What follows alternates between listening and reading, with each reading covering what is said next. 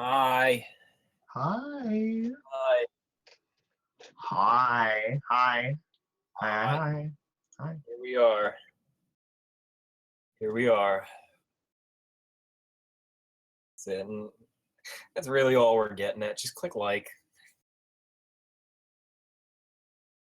Save us time. You can all just leave early if you just click like now. All right. So how's everybody doing tonight? This is Tom Linsky here, and we have Matthew Jonathan DeWinkler, Kyle Joseph. Edvard. Yeah. Yeah.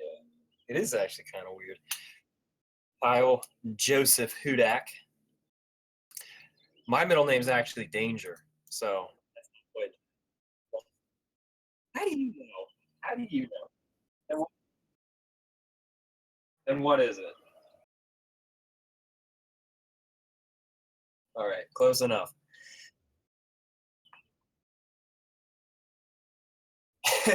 What's up, Cecilia? I just said, what's up, Cecilia? Okay. All right. So tonight we're going to be talking about the collision.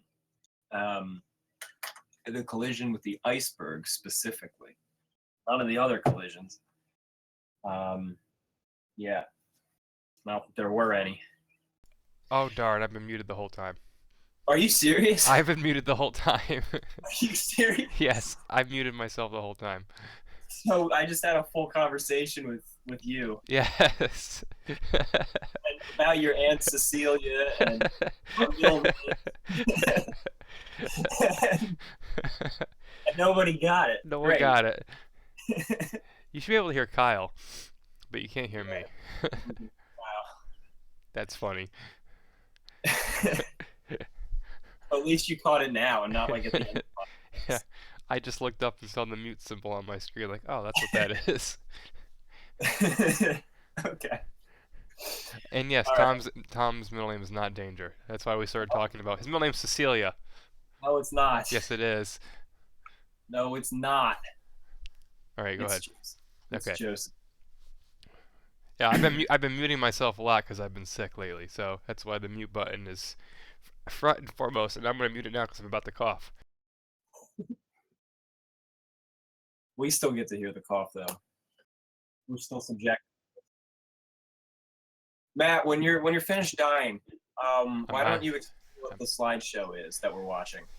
The Titanic Sinking. Yeah, Oh, it's screen images from some. It's just images from the real-time sinking, different angles. Some you've seen from the real-time sinking, some you haven't seen that we've captured for different either documentaries or programs that it's been licensed to here and there, and a couple are from. There's only a few. One's about to be shown right now from the. Is it a minute clip of the end that we re-uploaded like a few months ago that we redid. That had people. That had people on board and was redone. The redo. all right. Yeah, just a few. That was that video. I was looking at some of the screenshots from when we were working on that, all of the arrangements of the people and the groupings and the overturned lifeboats and the people in the lifeboats. I was looking at that today because I was someone was messaging us. They're doing I don't know, some sort of small documentary or something on the Lego Titanic movies I did back in like middle school. I don't know why. It's kind of cool, I suppose, kind of flattering. But I was going through screenshots from back then and sending them. So I saw when we were working on that too. So that was cool. All right. I didn't include any screenshots from your Lego Titanic in this. Sorry. Thank you. Actually, I lost that file. I lost that file when a hard drive crashed about 5 years ago, and YouTube.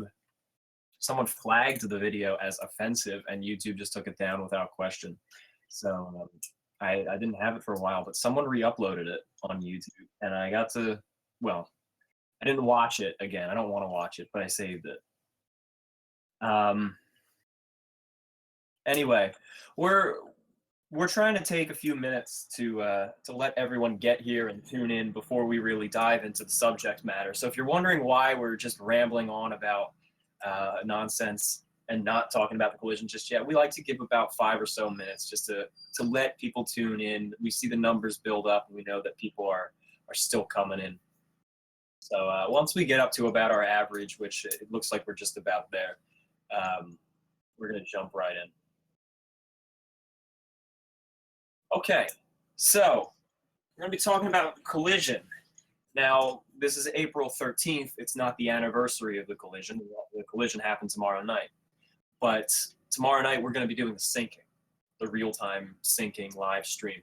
So the reason we're doing the collision now is because there's so much to talk about that we just won't have time tomorrow when we're talking about everything else. So we're going to talk specifically about the iceberg, the actions of the crew, and how they tried to avoid it, and just some of the alternative theories about what could have been done, what should have been done, and we'll go from there. All right.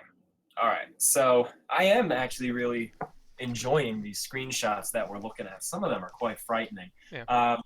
Can we talk about the 13th a little bit, Saturday?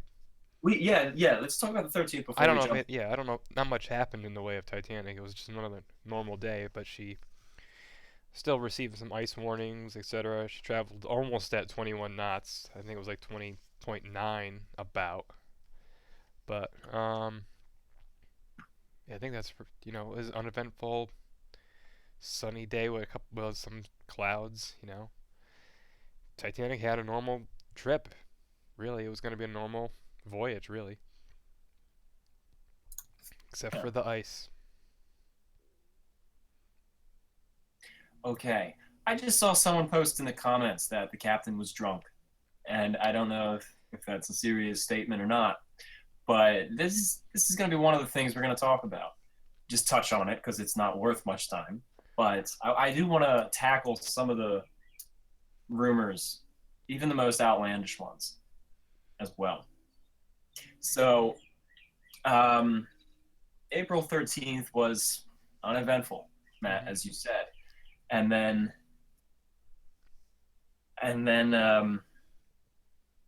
sorry, The wireless broke down that day. Right?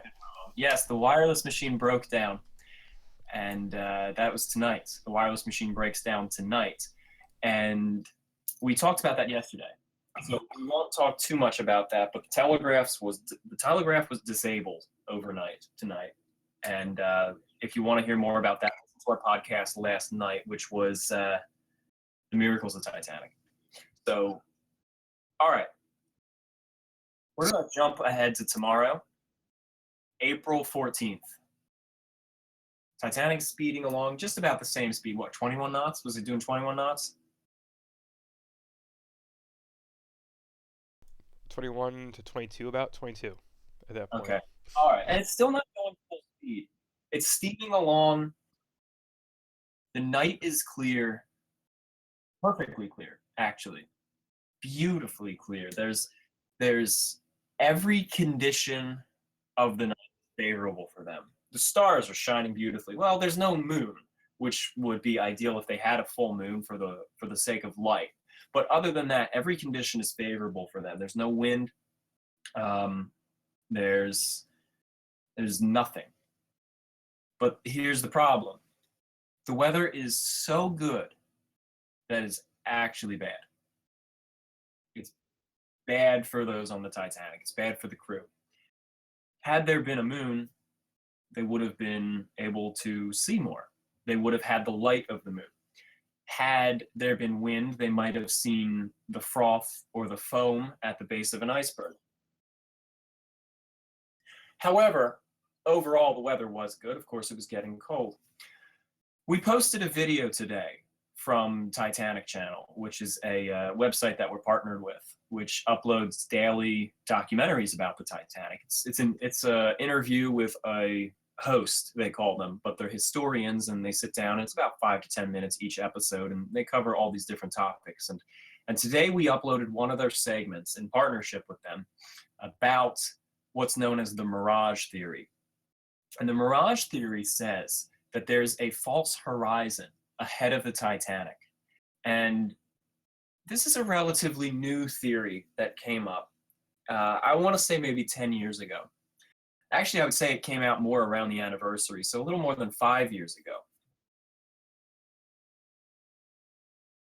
What causes a false horizon mirage, or a cold air mirage, if you will, is when cold air fronts and warm air fronts hit each other, and the temperatures don't blend. I can't explain this as well as our historian Park Stevenson does. So I'm not going to go too far into it. The reason we uploaded it today is so you guys have it to refer to. So we're going to share the link to that on our Facebook after this podcast. So make sure you tune in. But I personally think that this Mirage Theory is correct. But the Mirage Theory basically says they couldn't see what was ahead of them. There was an illusion. The cold and the warm air hit each other basically right in front of Titanic's field of view. And it reflected the water and the stars and masked anything that was ahead of them, maybe more than a half a mile, which was the iceberg. So they're looking out onto a perfectly clear horizon ahead of them, not seeing the hidden iceberg. Now, Park Stevenson explains that best in that video. So again, I won't go too far into depth, because I think if I tried explaining it in detail, I might say something wrong, or I might make a few mistakes. So I'm going to trust it to Parks in that video. Keep an eye out for it. It's already public on our YouTube if you want to go check. There is one small detail that's interesting that could also support that, which he mentions in the video, but I'll mention it here, which is I forgot which passenger said it, but it could have been Gracie. But the account of how there was a pall hanging in the air, like a mist, a sort of smokiness hanging around the wreck after the sinking, and he noted that it sort of rose up and then it flattened out like right above the wreck, and that would appear to be because of the cold air there, because of the front, because of the different temperatures, and that's possibly evidence, of something going on there. Yes, that was Gracie. Thank you, Kyle, for bringing that up. Parks explains that as well, but that's perfect evidence. There was a lot of evidence that proves that this Mirage Theory is indeed correct. So we were going to talk about Frederick Fleet, Officer Murdoch, and Quartermaster Hitchens during the Clearing Their Names podcast, but instead we're going to talk about them today. Why didn't Lookout Frederick Fleet spot the iceberg? Well, that's why. Because the iceberg was hidden. It was hidden behind this mirage. So this means the iceberg does not become visible until it's just right on top of the Titanic, until the Titanic's right on top of it. It's estimated, in fact, it was calculated by one of the investigations and some of the crew. I don't know how they calculated it, but they estimated or calculated that it was 37 seconds between Frederick Fleet's warning the bridge of the iceberg and the actual impact. 37 seconds. Now, that is an incredibly short amount of time. To give an example of how short of a time that is, Matt, you made a video on your YouTube. Years ago, yeah. Years ago, yes. I don't even know if it's still up. That shows James Cameron's film cut down to be 37 seconds. And the original collision sequence between the warning going through and the collision, it was like originally 2 minutes. So really a quarter of that scene is how much time they really had. It's practically it is still up. What? It is still on YouTube. Oh, cool. Link it. All right, so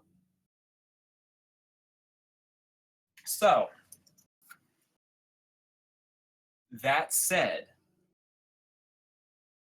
their reaction time was so short. They couldn't really do this. They had to get Titanic turning and dodging this iceberg in such a short amount of time. The Olympic could turn 2 points in 37 seconds. And Titanic needed to go about 2.5 or 3 points in order to dodge the iceberg from where it was first spotted. So one of the things that we investigated with parks, mostly parks, to be completely honest with you, mostly parks, about a year or two ago, is just who spotted the iceberg first. Was it Frederick Fleet in the Crow's Nest? Or was it the bridge, Officer Murdoch on the bridge? We actually think it was Murdoch who spotted the iceberg first. Now, let's take the evidence. Let's think about this for a bit. When Fleet called the bridge, it was 6th Officer Moody who picked up the phone. And he says, "Yes, what do you see?" He knew that right away. He said, "What do you see?" And then Fleet says, "Iceberg, right ahead." And Moody says, "Thank you," and hangs up. Now let's think about it. Let's say Murdoch did spot the iceberg first. And he comes in and he just shouts, "Hard to starboard," which means turn the ship to port. Because remember, they're using tiller commands back then because they're just getting out of the sailing ship days when hard to starboard meant turn to port and hard to port meant turn to starboard. He shouts hard to starboard. The ship starts turning to port. Moody knows they got to do something. Moody knows there's something ahead, but he doesn't know what, because in the middle of this chaos and this quick reaction, he's not going to ask why. He's not going to ask Officer Murdoch, "Why should I do this?" He just does it because that's what he's supposed to do. So the orders are conveyed. The ship is turning. Now he has the opportunity, because he has to answer the phone anyway. That's part of his job. He answers the phone, and right away he's like, "What did you see? What is it? What's ahead of us?" Because he knows. He knows something's ahead of them already. "What do you see?" They said, "Iceberg." Well, there's nothing more to do. The ship's already turning. So he says, "Thank you," and hangs up. A lot of people have always been surprised by the thank you. You know, you take an extra moment to be polite in such a chaotic moment, and it just surprises them. But he takes that moment and says thank you because there's nothing else to do. The ship is reacting already. Now, in his testimony, Frederick Fleet or Reginald Lee, I forget which one, I'm sorry, one of them said when they called the bridge, ship was already turning. So that means the ship was already reacting before the lookouts had the chance to say there's something ahead of us. Murdoch is on the bridge, and the bridge is lower to the horizon. So he's able to see the stars that are blocked out better, because from the horizon line or from the bridge line, the iceberg is blocking more stars. You don't actually see the iceberg because there's no moonlight. You just see the lack of stars. So there's a big silhouette that blends in with the rest of the sky, and there's no stars there. That's the iceberg to everybody. And then Murdoch sees it because he's lower to the waterline. So he has the better vantage point of more blocked out stars, while the crow's nest is kind of looking down on the iceberg. So Murdoch had the better chance to see it. Plus, he was on the wing of the bridge anyway, which is what you're supposed to do. That's what he's supposed to stand at, and that's where he's supposed to watch from. So he was doing his job. So we believe that Murdoch actually spots the iceberg in advance of the lookouts. So the ship's already turning. One of the common misconceptions is that Murdoch put the ship in reverse. And they say that that's a mistake, that he shouldn't have done this. Murdoch did not put the ship in reverse. Murdoch stopped the ship. He turned the engines off. Now, of course, the ship keeps going because of the momentum behind it and the inertia. There's nothing to stop it. It's got to coast itself through water resistance. But that's a long, long distance that the ship has to stop itself. So it's still going on. But you stop the engines because that allows the ship to actually slow down, gives you more reaction time, but it doesn't disrupt the flow of water over the rudder. Frederick Fleet, even though he was deep inside the ship and couldn't see what was going on outside the ship, he couldn't hear any of the orders going on the bridge. Frederick Fleet was an engineer in Boiler Room 6, and he saw the light go up. Kyle, Matt, do either of you recall what color the light was? I think it was. I just want to say red from the movie. I'm not 100% positive. I can look it up quickly. Okay, please look it up quickly because the color is important. Which color it is not exactly important, but what I can say is he said this color light came on, and that color specifically indicated stop. He never specifically said we stopped the engines. I don't think he ever specifically said we stopped the engine, but this color light came on, and we sprung into action, something like that. And that color light indicates stop because it's a different color for reverse. Had they stopped and put the ship into reverse, everyone on board would have felt it. When you slam a ship into reverse, a 45 or 46,000 ton ship into reverse, the ship shudders. The people in the back of the ship would be thrown out of bed. Someone on a ship who actually did have to throw its engines into reverse, he said it would rattle your teeth out. No one described that on the Titanic. In fact, people slept through it. Most people slept right through it. So the ship was put to stop, which is what you're supposed to do. Murdoch didn't screw anything up. Murdoch turned, Murdoch stopped, he did everything he was supposed to do, and he was watching diligently and reacted as quickly as he possibly could. There was a book that came out from someone on behalf of Lightoller or something like that, and it basically said Murdoch screwed it up because he turned the ship wrong, or he turned in the opposite direction. And or perhaps it was Quartermaster Hitchens who turned the ship in the opposite direction. This is not true.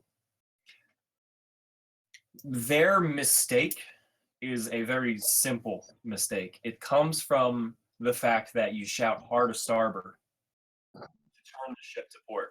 They overlooked that fact. And these are people from today. These are not people from 1912 who understand how these commands work.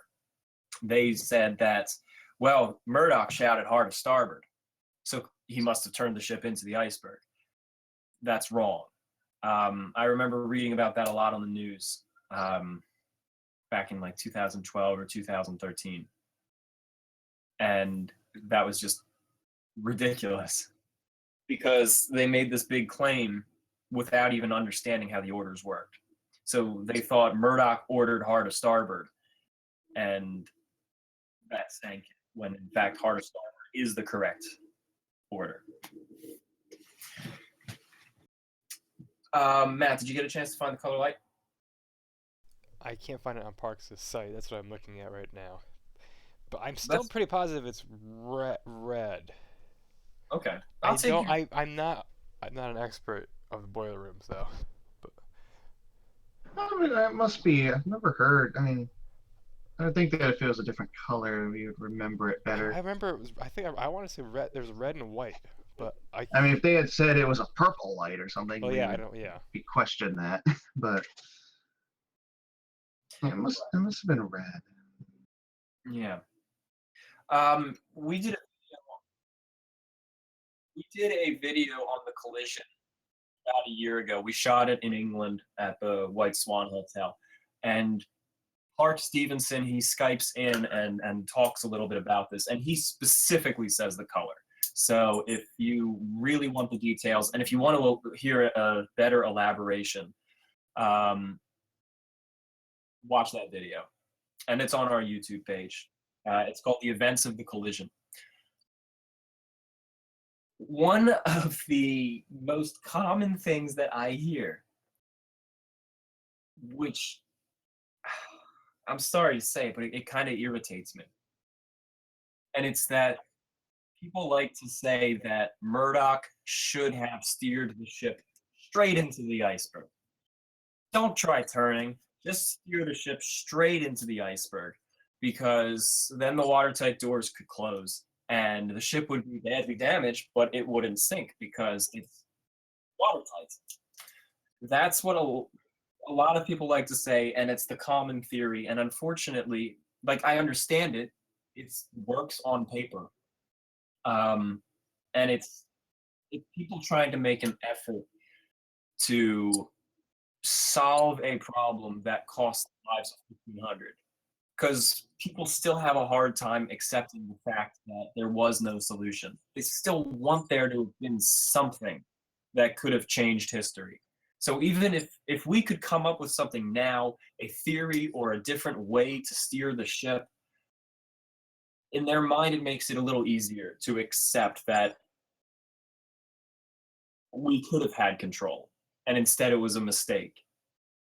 Because people don't like to know that something was completely out of human hand, that it just happened and there was no stopping it. So they like to say that the officer on the watch, Murdoch, should have went straight into the iceberg. Unfortunately, that would have made things a million times worse. One of the biggest things that they cite is an incident where it happened before.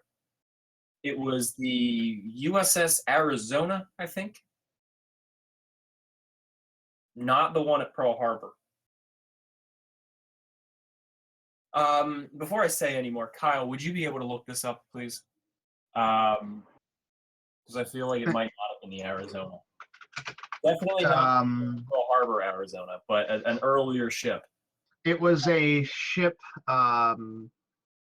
launched in 1879. It had two funnels. It was the SS Arizona. Yes. All right. So not the USS Arizona. The USS is the Pearl Harbor one, but the SS Arizona, and it hit an iceberg straight on into the iceberg, and it didn't sink. They closed the watertight doors and they were fine. So a lot of people like to cite that incident as the perfect example of what Titanic should have done. But here's the problem. The Arizona was going much slower and weighed far less. In fact, I believe the weight of the Arizona was about the amount of weight of coal that the Titanic was carrying.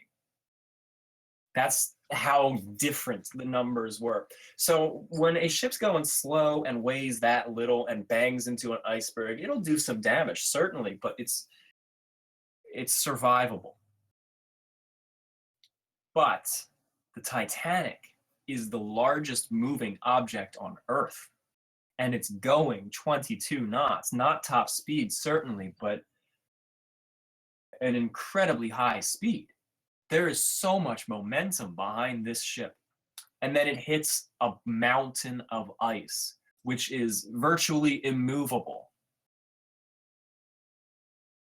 There have been computer programs that have actually calculated what exactly would have happened had the Titanic, in all of its weight and dimensions and size, going at the speed it was going, had that Titanic steered straight into the iceberg,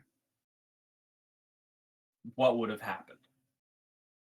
And of course, had it reversed or slowed down or done every possible precaution, if every possible precaution was made prior to impact, best case scenario impact, hitting the iceberg perfectly perpendicular, which is a whole other story of impossibility.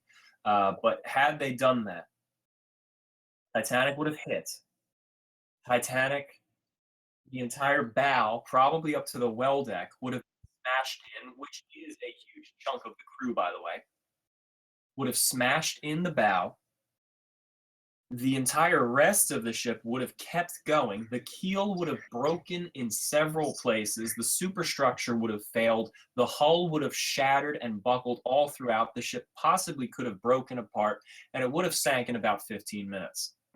And even if the damage wasn't that terrible, I mean, look what happened to Britannic when some of its watertight doors are jammed. I mean, they almost certainly would have warped bulkheads and stopped a lot of watertight doors from closing, leaving much of it open to flooding. Exactly. Exactly. And see, people cite the Arizona as proof that Titanic could have survived the head-on collision. I cite the Britannic, or we cite the Britannic as proof that it couldn't, because Britannic didn't even do that kind of force of hitting an iceberg straight on. But even then, the amount of force that was exerted on the structurally identical or almost identical Britannic destroyed most of the forward watertight doors, and it couldn't survive anyway. And the same thing would have happened to the Titanic, if not 1,000 times worse, as I just described according to that computer simulation. So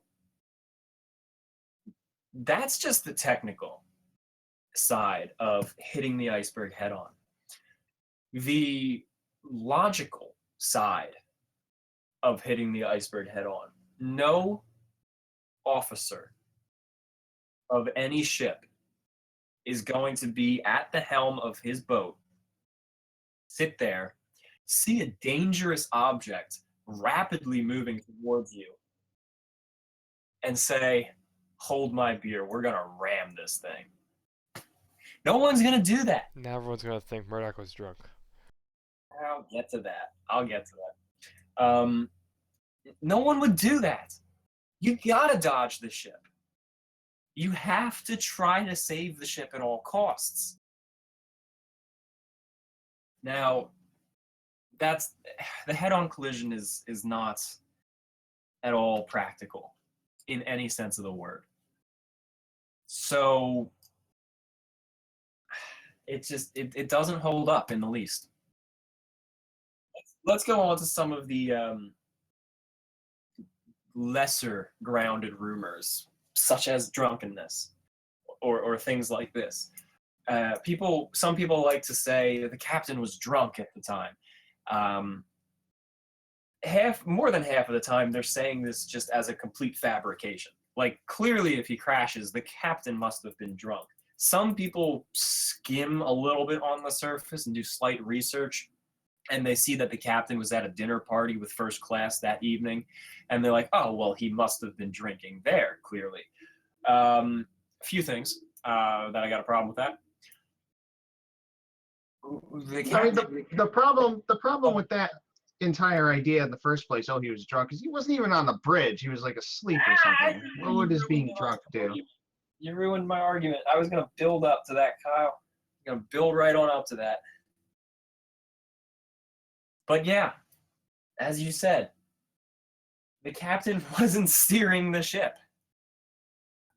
He's one of the best captains on the seas. He's had incidents, sure, but that doesn't discredit him as a bad captain. Every captain has incidents. And at the very least, even if he isn't the greatest captain, he's not going to get drunk on duty. He's not going to do any of this stuff.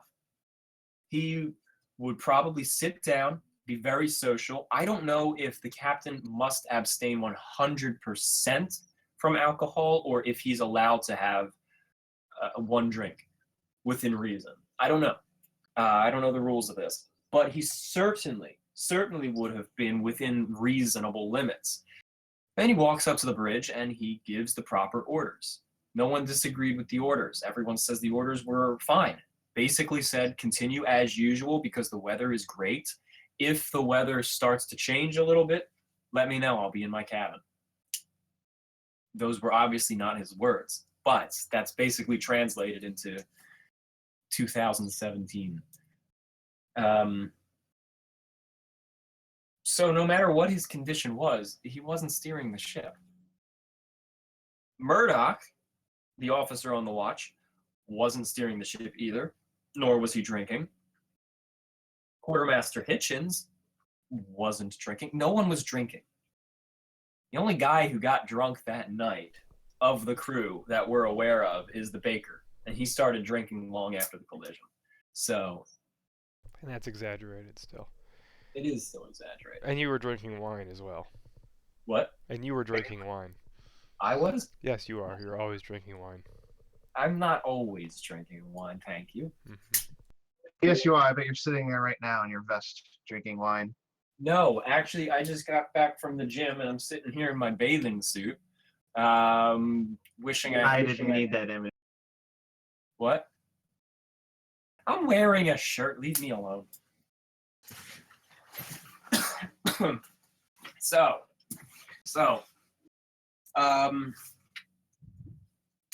what other rumors do we have regarding the collision or theories or things like that that we could discuss? Do we talk about a rudder? Her rudder. I'm gonna let you guys talk about that one. Oh, I don't know the specifics, except it was teeny tiny in comparison to the size of the Titanic. Hey. It was the rudder was plenty big. It was more than enough to steer the ship. That rudder It's was huge. That rudder was proportional. It's not the size, it's how you use it. There you go.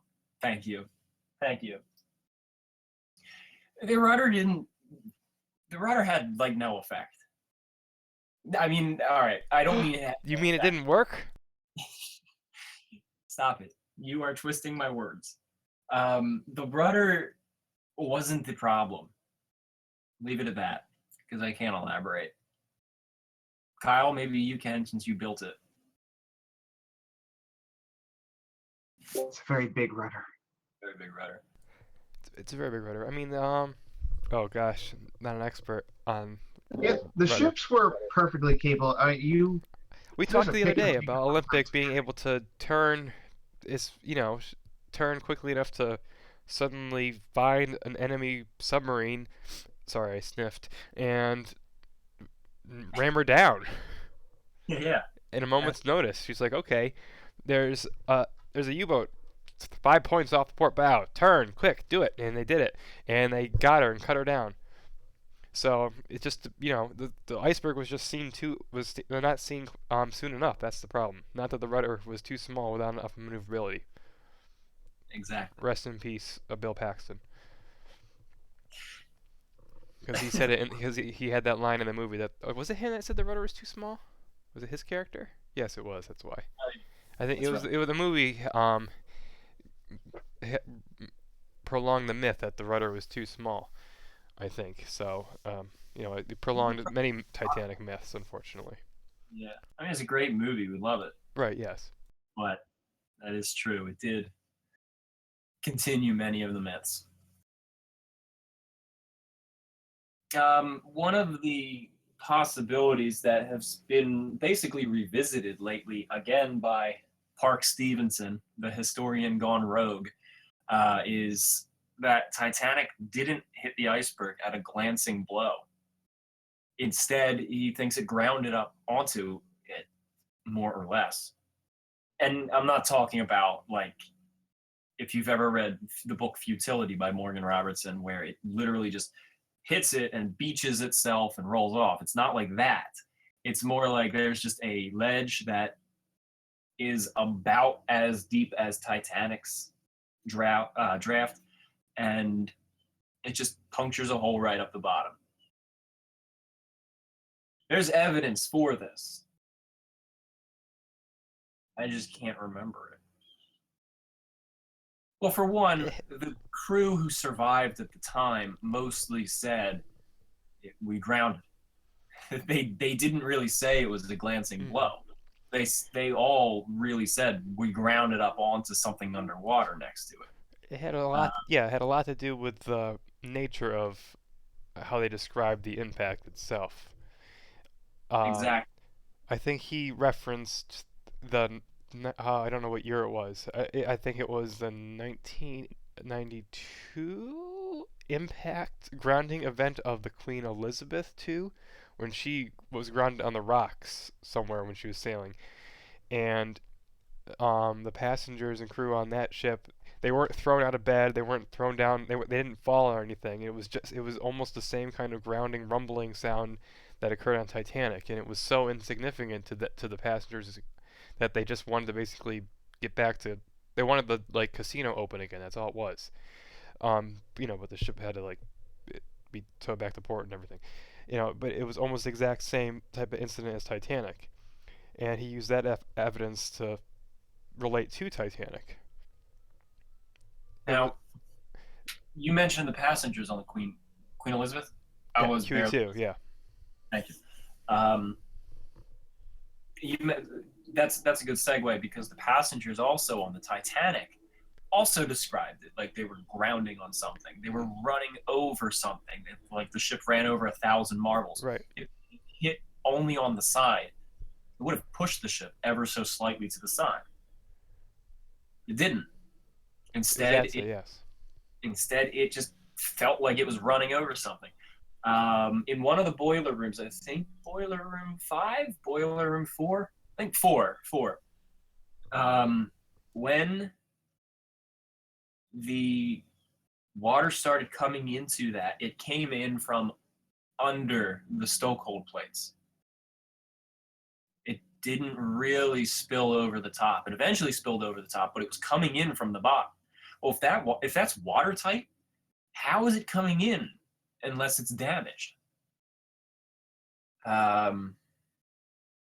There's only one visual benchmark of evidence that we have seen, or that was seen by someone and reported, and that was boiler room 6, where it snapped 2 feet above the stokehold plate on the starboard side, and that was witnessed by fireman Frederick Barrett. Well, some investigation was done into that, also by Parks, who found that the seam there was replaced for the Titanic because it broke on the Olympic. So they reinforced it there on the Titanic. So we see that seam burst. And they took that to mean the iceberg smashed that seam in. But if you look at it from a grounding perspective, not necessarily. It could have meant that weight was put on the bottom of the ship, lifting it up, which strained the sides of the ship. And that part being the odd point that's different from the rest. A lot of force was concentrated there. So it lifted the Titanic, and then it dropped the Titanic. So we have negative and positive energy going into that, or negative and positive tension going into that one stress point, which would have caused it to break. So if you go from that possibility, it means there's actually no visual evidence of where the iceberg actually damaged the Titanic.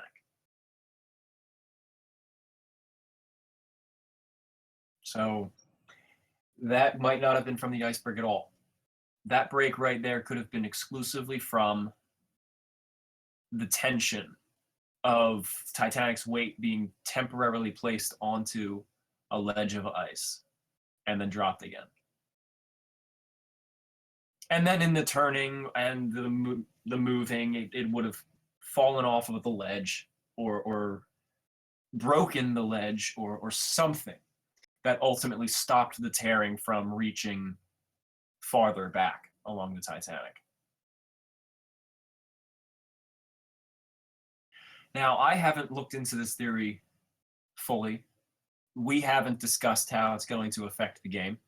We haven't looked at the evidence ourselves. We trust Parks, certainly. He's one of our lead advisors, and I've met him several times, and he definitely knows his stuff. I'm actually going to be meeting him again in about 2 weeks, so I'm looking forward to that. But my point is, this theory, at least now, really makes sense for the collision.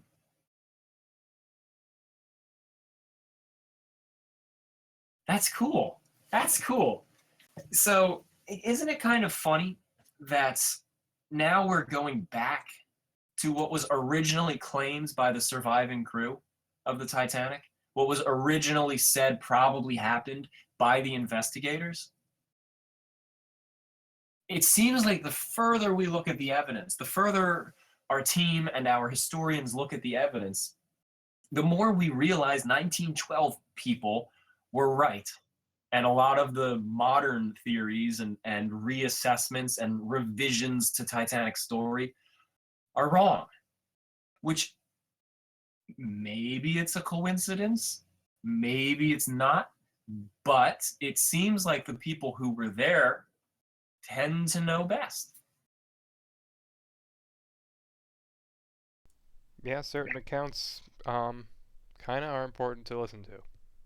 Yeah, exactly. Just a couple, so yes. Exactly. And of course, I'm not discrediting any modern theories. I mean, I'm not discrediting modern theories in general. I mean, we were just talking about the Mirage Theory, which 1912 people didn't understand. And that also holds up. But when it comes to the actual impact and what happened and how it affected the people who were there, it certainly seems like the people who were there know best. So, the collision. The collision happened 37 seconds or so, or thereabouts, after it was spotted by Frederick Fleet. Seems like the Titanic grounded up onto it. Murdoch did all the proper precautions to avoid the iceberg. He activated the watertight doors, and they did everything they possibly could to prevent the damage from spreading. It was a very subtle collision. As I said, a lot of the people on board slept right through it.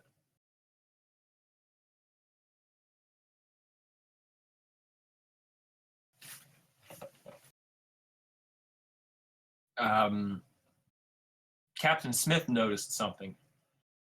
Do either of you recall offhand what Captain Smith specifically noticed? Did someone go get Smith? Did he notice the engines stopped, or did he actually feel the shudder? No, he came back to the bridge and asked what was that. So he knew something had happened, hit the ship, or the ship hit something. Okay. It seemed like I think most historians who wrote about it right afterwards, they gave the impression that he knew that the ship had hit something, or he kind of assumed it was already an iceberg. And Well, that's why. actually, I'm sorry, I didn't mean to cut you off. No, it's fine. Go ahead. I was just gonna say, actually, you're right. I because Herbert Pittman, Third Officer Herbert Pittman, knocked on Lightollers' door and said, "We've struck an iceberg." And Lightollers' response was, "Well, I knew you hit something." And he was in his bed in the officers' quarters, which was pretty close to Captain Smith too. So he felt it. It makes sense that Smith felt it. And they were both able to identify you hit something. Not everyone felt anything at all. There were two quartermasters on the stern, on the poop deck, on the docking bridge, keeping watch. And they didn't feel anything at all. Nothing whatsoever. They saw the ship, the iceberg passed by. They thought it was a sailboat. And they sat there for like another hour. In fact, no one even told them something happened. They stood watch until they saw rockets going up and they saw a lifeboat leaving. And then they called the bridge and they said, "What the heck is going on?" And then the officer said, "Oh yeah, no one told you. We're sinking. Come up here with rockets, please." So that was a perfect example of someone who didn't feel anything at all. So the collision was very subtle. Is there anything else to discuss with the collision? Because I've covered all of the points that I've wanted to cover. Let's see. What else could there have been? Just What a if? quick note Yes. that I saw it was a point brought up by Parks in one of his recent Titanic Channel videos that some people claim that the iceberg was a black bird or something like that, something that recently turned. But of course, Tom mentioning, that you mentioned the account from the people on the stern that they thought it was a sail passing by. Well, that means it must have been white. Sails are white, so it couldn't have been a black bird. Exactly. And as Parks explains in the Mirage video, which we just posted on our page, which is the video you're referring to, Kyle, is the only person who says it was a blackbird, and a blackbird, by the way, is an iceberg that just recently flipped. So it's saturated with seawater still. It doesn't have the air bubbles that that makes an iceberg white. The only person who said it was a blackbird was Officer Lightoller. He was in bed in his cabin. He didn't see it at all. But he was just trying to explain how they possibly could have Exactly. missed it in that amount of time. That was him trying to wrap his head around what essentially was the Mirage. It's like, how do you not see an iceberg until it's right on top of you? That was him just trying to wrap his head around it. He wasn't lying or anything. He was just... He seemed to always be wanting to try to redeem the crew, too. Yes. Or protect the line, either one. Exactly. He wanted to do everything he possibly could to make sure the blame did not fall on the White Star Line in any way. Which, as I said during the Clearing Their Names podcast, he basically tried to shift the weight onto the telegraph operators because they weren't Titanic crew. They were third-party contractors, basically. So anything else? Kyle, are you watching the chat? Oh, wait, Kyle will BRB. Matt, are you seeing anything in the chat that, like, good questions popping up or anything worth addressing?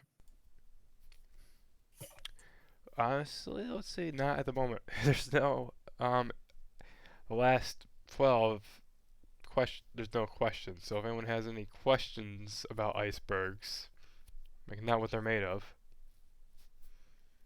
then maybe we'll address them about the iceberg or the collision.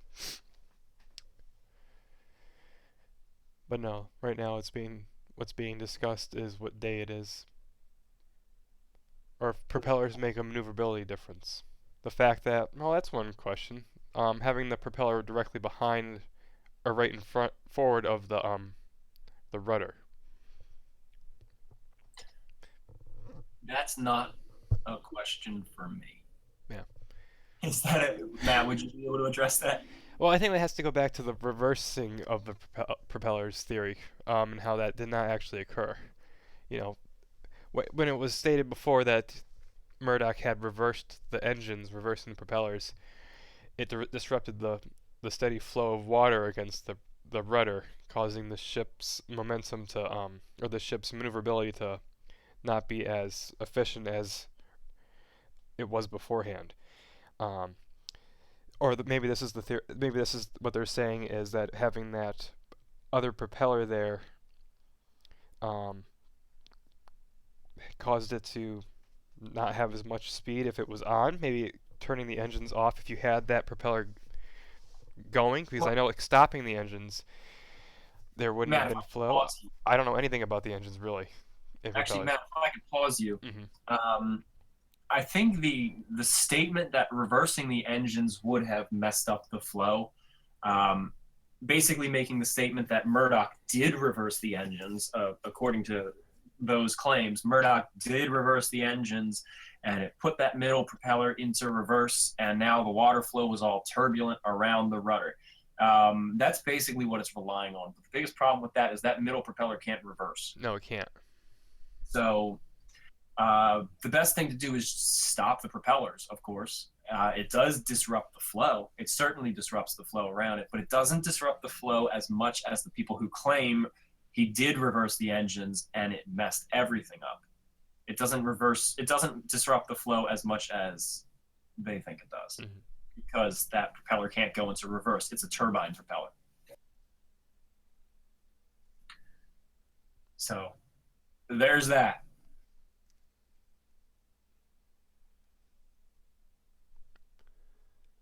What about Matt. binoculars? Oh, go ahead, Matt. What about binoculars? Go ahead, Matt. What about binoculars? Go ahead, Matt. Oh no, I don't know binoculars. Binoculars are more for once you've spotted something to identify the object. You have a less of a field of vision when you have binoculars on because they're just a zoom more or less. So you have a wide scope. I'm sorry, I just hit my microphone because I'm making binocular hand signals with my hands in front of my eyes. You use the binoculars just to pinpoint what you're seeing. So you spot an object with your eyes are wide and open, and then you take the binoculars and you identify what the object is. So you have your eyes clear and open without binoculars. You see but there's something ahead of you. So Fleet would not have used the binoculars to first see the hazard ahead, and then he would have taken the binoculars if he had them to see what it was, and then he would have rang the warning bell and called ahead. So maybe it would have taken him longer to warn Murdoch below, but even within that time, Murdoch had already spotted the berg.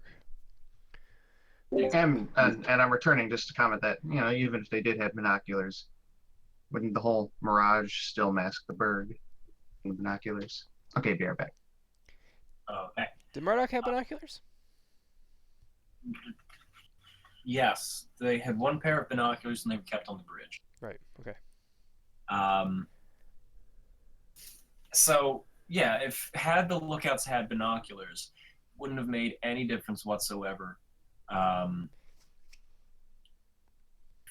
Favorable to them, because it only would have magnified what they could see with the naked eye anyway. So that mirage is gonna be there no matter what. So they're not going to see the iceberg at all until the time when they would have seen it anyway, and they saw it right away as soon as. So it's not like the binoculars could have helped even then. So nope, binoculars didn't make much of a difference. The crew, the officers on the bridge, had to make the conscious decision of who needs the binoculars at the bridge or the lookouts, because in some cases binoculars could have been good. Had it been a daytime condition with other ships nearby, binoculars could have been useful for the crow's nest. But in this case, it wasn't. Nothing really would have helped. A searchlight really wouldn't have helped. So they decided, we're going to keep the binoculars on the bridge. You don't need it. And that's that. There you go. And I quickly posted an image of what is generally accepted to be the iceberg that sank the Titanic, because it looked like the Rock of Gibraltar. Rock of Gibraltar. Yes. All right. I think it just got swept up in the comments, so I'll post it one more time. Okay, thank you. And the rudder was not too small for the Titanic. Did someone say it again? I think I saw that again, but I'm not sure. Again? I think so. There's a lot of things going on in the chat, so yeah. All right, well, that's it. Those are the events of collision. Murdoch spots the iceberg first, calls the bridge into action, hard starboard, stops the engines. Quartermaster Hitchens swings the wheel over, and the ship starts to turn to the port. Meanwhile, in the crow's nest, Fleet and Lee finally see the berg. They have the disadvantage of the height that they're at. They see it, they telephone the bridge, but the ship's already turning. Sixth Officer Moody, who's also on the bridge, says, "What did you see?" Because he's wondering what's going on. "What did you see?" "An iceberg right ahead." "Thank you." Hang up. Nothing more to be said, nothing more to be done. 37 seconds or so elapses, and Titanic grounds up onto an underwater ledge, rips open the bottom of the ship from front to who knows how far, possibly as far into the fourth compartment, based off of how the fourth compartment starts to flood. But as far as we have confirmed, it floods into the fifth. Watertight doors are ordered to be shut, and they do. That's it. Titanic hits the iceberg and starts to sink, which we will be discussing tomorrow. So tune in tomorrow for our 10 p.m. Eastern Time podcast. It's going to be a long night. I certainly will have wine tomorrow night. It's going to be nice. I'm going to have wine. I'm going to have some food. Oh, man. I'm going to order like a pizza or a... That's very classy of you. What? That's definitely what they had in the first class menu on April 14th. All right, fine. You know what? Wine I'm and going to pizza. Wait, tomorrow's Friday, isn't it? Yes, it is. I go to a steakhouse every Friday, and it's a nice one, and I get a ribeye, and I can do... Oh, it's Good Friday.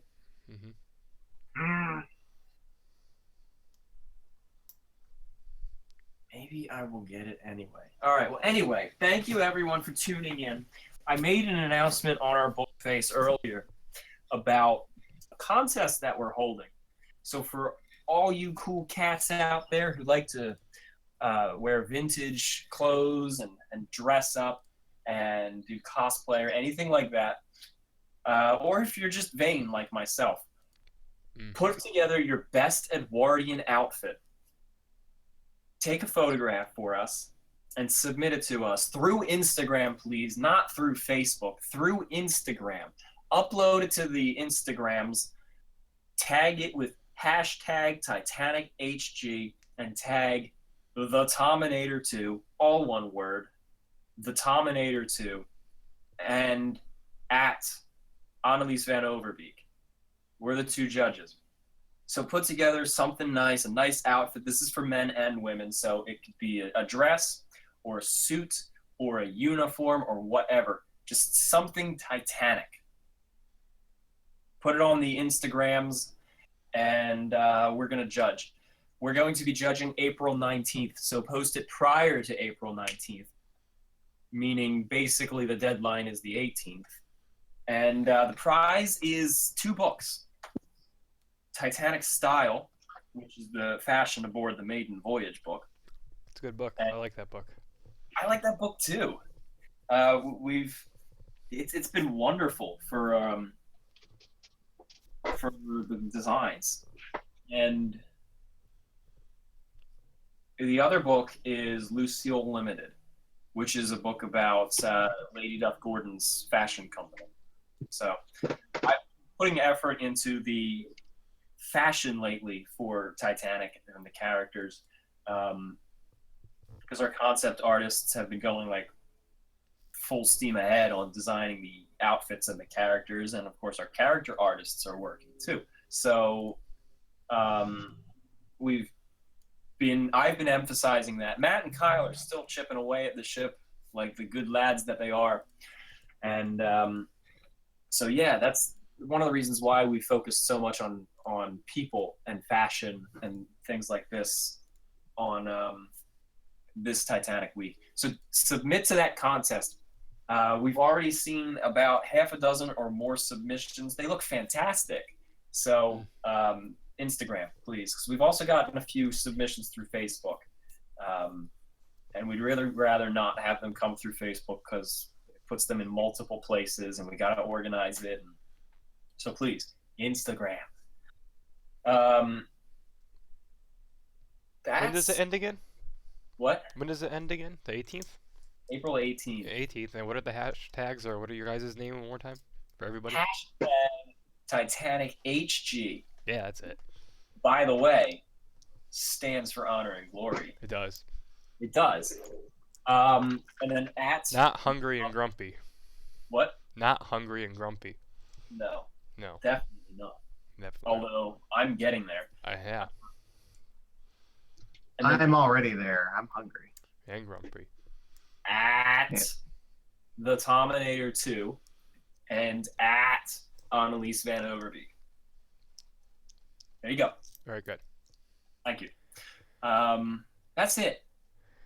We've also posted the Mirage Theory video. Check that out. Tomorrow we're going to be posting the Fashion on the Titanic Part 2. And we're going to watch the ship sink tomorrow night. Yeah, we're not gonna do Are we anything going about to do it. anything about it? No, we're not. Oh, we had the same joke. That's mean. All right. Yeah. Tune in What time? tomorrow. What, Matt? What time? What do we have the times all ready to go?